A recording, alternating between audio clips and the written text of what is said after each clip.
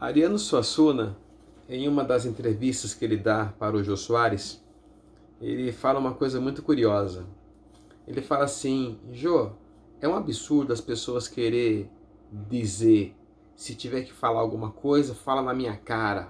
Se tiver que me criticar, critica na minha cara, né? Eu acho isso muito constrangedor, dizia o Ariano Suassuna. Não custa nada esperar a pessoa sair para depois você falar mal dela.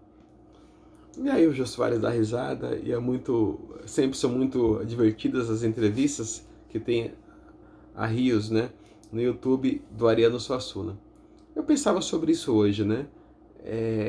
O quanto a gente aguenta que uma pessoa fale na nossa frente, né? Faça uma crítica pra gente, diretamente para nós, acerca de algo que nós fazemos no exercício da nossa liderança.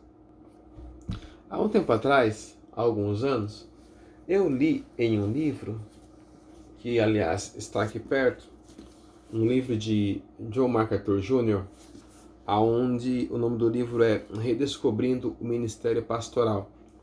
Em certo momento desse livro, ele fala assim que a gente tem que estar próximo de pessoas que discordem de nós. E eu lembro também de um professor de física que eu tive no colegial, chamado professor Henrique, dava aula de física. Eu sou péssimo em física, mas eu decorei uma frase que aquele professor de física dizia em todas as aulas. Ele falava assim: a gente só aprende onde existem diferenças. Não guardei nada das aulas de física do professor Henrique, mas eu guardei essa frase que ele falou: a gente só aprende onde existe diferença. Considerando essa frase do professor Henrique, considerando o pensamento do John MacArthur Jr., considerando aquela expressão do Ariano Suassuna na entrevista que ele deu para o Jô Soares, eu adotei uma postura no exercício da minha liderança na igreja onde nós estamos representando o ministério. O que eu faço? Todas as vezes que estamos encerrando uma reunião, eu peço para que os líderes discordem de mim. Eu abro um tempo para que eles possam discordar daquilo que eu falei, caso, é claro, haja algo em que eles discordem. E isso, quando eu faço isso, não é fácil de fazer, eu tenho duas vantagens aí. Eu ganho duas coisas quando eu faço isso.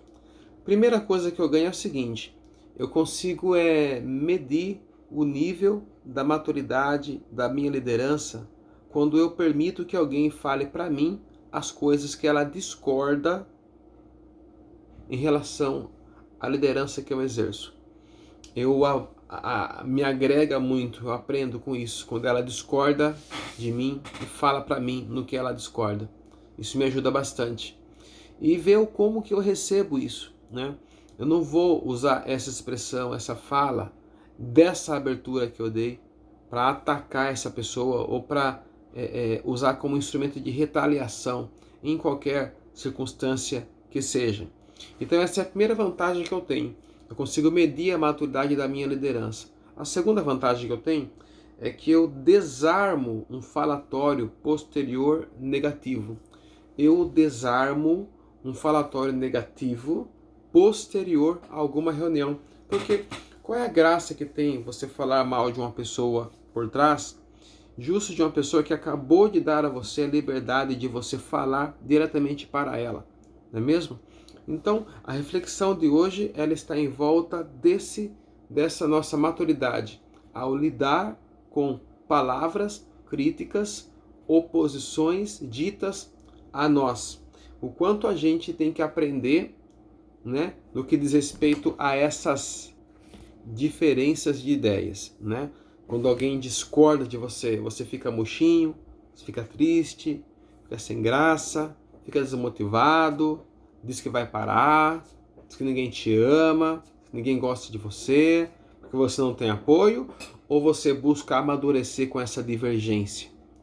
Na hora, no instante em que a gente escuta diretamente a nós uma palavra negativa, nem que seja uma crítica negativa diretamente a nós, esta reação que a gente vai ter mediante esta crítica vai dizer o quanto a nossa liderança está amadurecendo ou não, ok?